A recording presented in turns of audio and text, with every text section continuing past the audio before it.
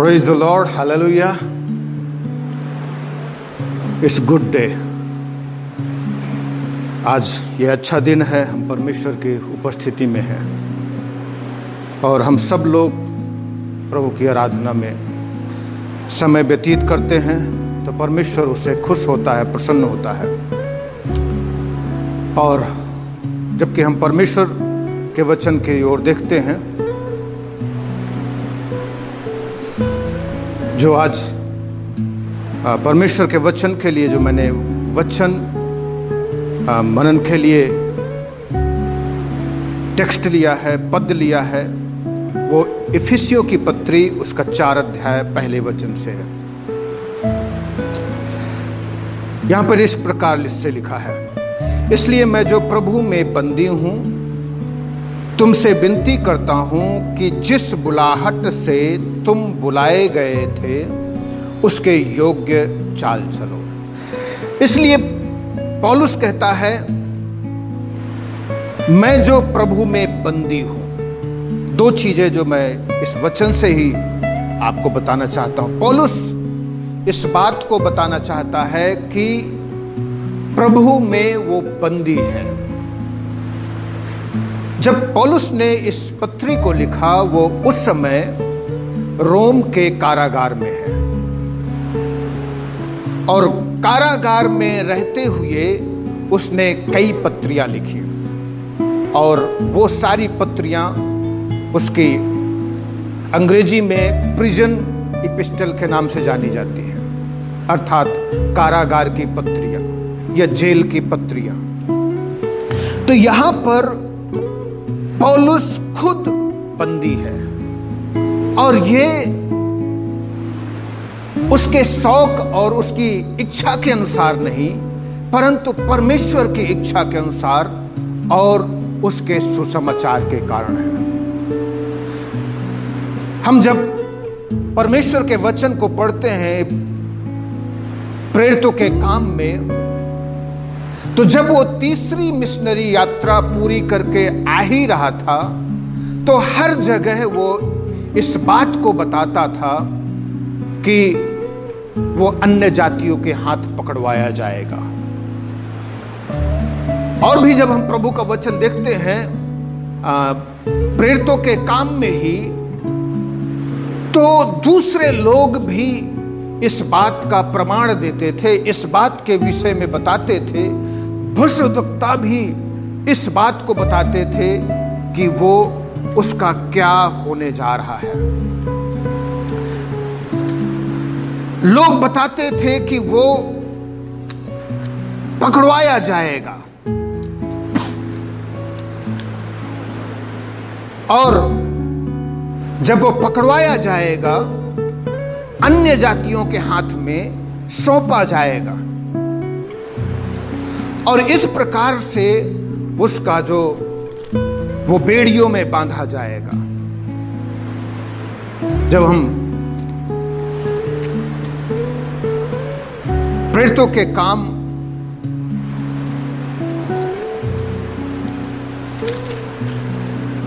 19 अध्याय में भी पढ़ते हैं, जब वो कहता है, हाँ 20 अध्याय में वो जब यहां पर 28 वचन में कहता है, इसलिए अपनी और अपने पूरे झुंड की चौकसी करो जिसमें पवित्र आत्मा ने तुम्हें अध्यक्ष बनाया है। फिर भी 29 वचन में, मैं जानता हूं कि मेरे जाने के बाद फाड़ने वाले भेड़िए तुम में आएंगे जो झुंड को ना छोड़ेंगे। तुम्हारे बीच में भी ऐसे ही मनुष्य उठेंगे। फिर आगे और हम भी पढ़ते 36 वचन में, यह कहकर उसने घुटने टेके और सबके साथ प्रार्थना की। तब वे सब बहुत रोए और पौलुस के गले लिपटकर उसे चूमने लगे। वे विशेषकर इस बात से शोकित थे जो उसने कही थी कि तुम मेरा मुंह फिर ना देखोगे। तब उन्होंने उसे जहाज तक पहुंचाया। सो इस प्रकार से यहां पर बार बार लोग भी चिताते थे, वो खुद जानता था कि उसका क्या होगा, और लोगों को बताते थे कि वो फिर से उन्हें कभी नहीं मिलेगा। यहां पर 21 अध्याय में भी जब हम पढ़ते हैं,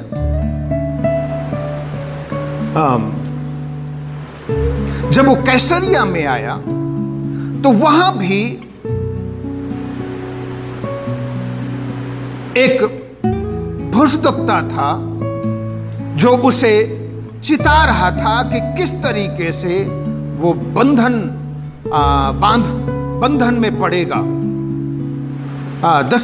21 अध्याय का 10 वचन बताता है, जब वो वहां बहुत दिन रह चुके तो अगबुस नामक एक भुजदक्ता यहूदिया से आया। उसने हमारे पास आकर पौलुस का कटिबंध लिया और अपने हाथ पांव बांध कर कहा, पवित्र आत्मा यह कहता है कि जिस मनुष्य का यह कटिबंध है उसको यरूशलेम में यहूदी इसी रीति से बांधेंगे और अन्य जाति के हाथ में सौंपेंगे। तो इस प्रकार से पौलुस सुसमाचार के लिए बंदी था, और इसीलिए वो खुद इफिसियों के विश्वासियों को से अपील करता है कि वो बुलाहट, क्योंकि परमेश्वर ने उन्हें बुलाया, जिस बुलाहट से तुम बुलाए गए उसके योग्य चाल चलो। तो जो बुलाहट यीशु मसीह ने दी है, यीशु मसीह की बुलाहट क्या है? He died for you and for me. यीशु मसीह सभी को बुलाता है, और क्योंकि उसने सभी के लिए अपना लहू बहाया है, सभी के उद्धार के लिए उसने कोड़े खाए हैं, निंदा सही है, अपमान सहा है। तो यीशु मसीह हर एक को बुलाता है ताकि उसके उद्धार के योजना में प्रवेश करे। यीशु मसीह का वचन बताता है, परमेश्वर ने जगत से ऐसा प्रेम रखा कि उसने अपना इकलौता पुत्र दे दिया, ताकि जो कोई उस पर विश्वास करे वो नाश ना हो परंतु अनंत जीवन पाए। मेरे प्रियो, यीशु मसीह इसलिए हर एक को बुला रहा है ताकि उसके उद्धार को, क्योंकि वो सबके लिए आया, सभी के उद्धार के लिए आया, सभी के छुटकारे के लिए आया। यीशु मसीह का लहू हमारे लिए बहाया गया। जब हम पापी थे, यीशु मसीह ने अपना लहू बहा दिया ताकि हम लोगों का उद्धार हो। तो उसके योग्य हमें चाल चलना है। जबकि परमेश्वर ने हमारा मेल मिलाप किया जब हम पाप की दशा में थे। इफिसियों की पत्री बताती है, जब हम पाप की ही दशा में थे, परमेश्वर ने हम लोगों के साथ अपना मेल मिलाप कर लिया।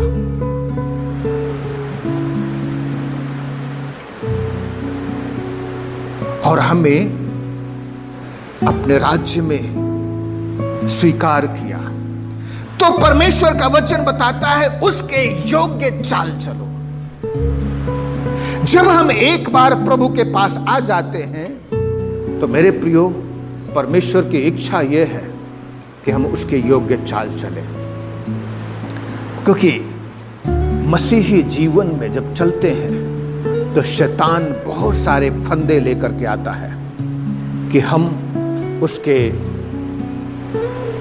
साथ चलने से बहक जाए, उसके साथ चलने से हट जाए। कई बार शैतान लेकर के आता है। प्रभु का वचन बताता है, अगर हम इब्रानियों की पत्री में पढ़े, विश्वास के कारण कितने लोग सताए गए। कई चीजें हैं। एक तो पाप है जो मनुष्यों को आकर्षित करता है, जब हम पढ़ते हैं प्रभु का वचन 5 ये इफिसियों की पत्री 4 अध्याय 17 वचन, इसलिए मैं ये कहता हूं, प्रभु में आग्रह करता हूं कि जैसे अन्य जाति लोग अपने मन की अनर्थ रीति पर चलते हैं, तुम अब से फिर ऐसे ना चलो, क्योंकि उनकी बुद्धि अंधेरी हो गई और उस अज्ञानता के कारण जो उनमें है और उनके मन की कठोरता के कारण वो परमेश्वर के जीवन से अलग किए हुए हैं। तो शैतान ने मनुष्य के मन को अंधेरा कर रखा है, अन्य जातियों के मन को अंधा कर रखा है, और शैतान यही चाहता है कि हम इस संसार के सदृश चले। लेकिन परमेश्वर का वचन कहता है इस संसार के सदृश से नहीं, परंतु अपने मन के नए हो जाने से हम लोग कैसे जीवन बिताएं, एक नई चाल चले। मेरे प्रियो, ये समय है हम लोगों को तैयार होने का। यीशु मसीह बादलों पर आने वाला है। ये जो घटनाएं बताती हैं कि प्रभु बहुत जल्दी बादलों पर आएगा। इसलिए मेरे प्रियो, हम तैयार हों अपने आप को, इस संसार के सदस्य नहीं कि लुचपन, लीला क्रीड़ा और गंदे काम और गंदी चीजों में लिप्त रहना, गंदी बातों में लिप्त रहना, इस संसार के भोग विलास में लिप्त रहना, इनसे मन फिराए। मेरे प्रियो, प्रभु के पास आ जाए। यीशु मसीह आज भी हमारे पापों को धो देने में सक्षम है। पहला यूहन्ना 1 अध्याय का 7 और 9 वचन बताता है, जब हम पापों को मान लेते हैं तो प्रभु हमारे पापों को अपने लहू से धो देने में सक्षम है। वो तैयार है कि हमारे पापों को धो दे। मेरे प्रियो, मन फिरा ले, प्रभु के पास लौट आए, इस संसार के सदृश नहीं परंतु परमेश्वर के वचन के अनुसार। धन्यवाद करता हूं परमेश्वर। आइए हम सब लोग मिलकर के प्रार्थना करें। परमेश्वर पिता, मैं हर एक विश्वासी के लिए प्रार्थना करता हूं जो तेरे वचन को सुन रहे हैं। तो अपना हाथ बढ़ा दे परमेश्वर, तो स्पर्श कर उन प्रभु जो लोग गलत चीजों में फंसे हुए हैं, उन्हें कायल कर प्रभु। हर एक को मन फिराने का अवसर दे। और परमेश्वर जो लोग बीमार है प्रभु, अपना हाथ बढ़ा दे मेरे परमेश्वर। हर एक को स्पर्श कर, हर एक को छू करके चंगा कर। तू अपनी अद्भुत नाम की महिमा को प्रकट कर मेरे परमेश्वर। तू अनुग्रह कर। धन्यवाद करते तूने प्रार्थना को सुना है, यीशु के नाम से मांगते हैं, आमीन। God bless you. Have a nice day. Enjoy the day.